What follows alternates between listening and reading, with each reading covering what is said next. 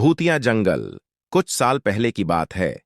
एक छोटे से गांव के निकट एक भूतिया जंगल का जिक्र हो रहा था। गांव वाले इस जंगल के बारे में बहुत सुना करते थे, लेकिन किसी ने उसे वास्तविक रूप से देखा नहीं था। जंगल का वातावरण इतना भयानक था कि रात्रि में वहां किसी ने जाने की हिम्मत करना भी मुश्किल था।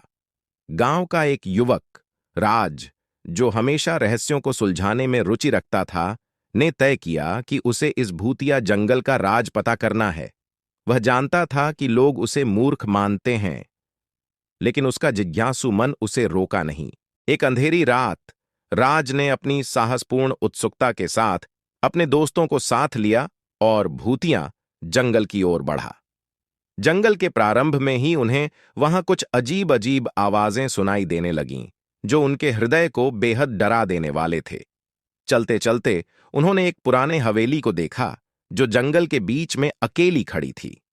राज ने देखा कि वहां एक पुराना पियानो बैठा हुआ था, जिसे खेलता हुआ एक भूतिया संगीत सुनाई देता था। वे और उनके दोस्त आश्चर्यचकित हो गए, क्योंकि हवेली खुदाई और गुमनाम रातें सुनाने वाली आवाजों के साथ भरी थीं। अचानक रात की आंधी बढ़ी और पियानो बंद हो गया। हवेली में अब चुप्पी थी और राज ने देखा कि एक अंतिम साया उस पियानो के पास बैठा हुआ था। वह भूत देखने के बाद राज के हृदय ने धड़कन बढ़ा दी थी। भूत उससे बातचीत करने लगा। तुम कौन हो और तुम्हारा यहां क्या काम है? राज ने अपने दोस्तों को बुलाया और भूत ने अपनी कहानी सुनाई। यह भूत एक समय का यात्री था, जो इस हवेली में अपने प्यारे पियानो के साथ रहता था। उसका नाम विक्रम था और वह यहां एक दरबार के महल के साथ रहता था। एक दिन उसे धूप में बारिश में जाना पड़ा और वह खो गया।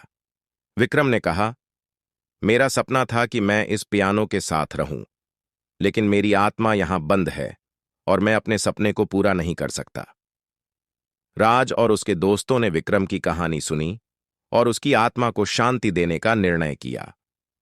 उन्होंने मिलकर हवेली के बाहर एक छोटे से मंदिर में पूजा की और विक्रम की आत्मा को मुक्ति दिलाई।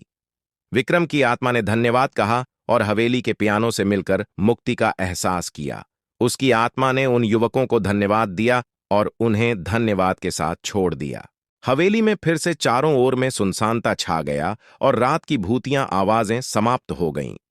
राज और उसके दोस्तों ने एक और साबित कर दिया कि रहस्यों को सुलझाने की जिद करना, अगर सही मार्ग पर किया जाए, तो उसमें कुछ अद्भुत हो सकता है। गांव में उन्होंने एक नया अद्वितीय दृष्टिकोण लाया और भूतिया जंगल को एक और पहलुओं से देखा जाने वाला स्थान बना दिया।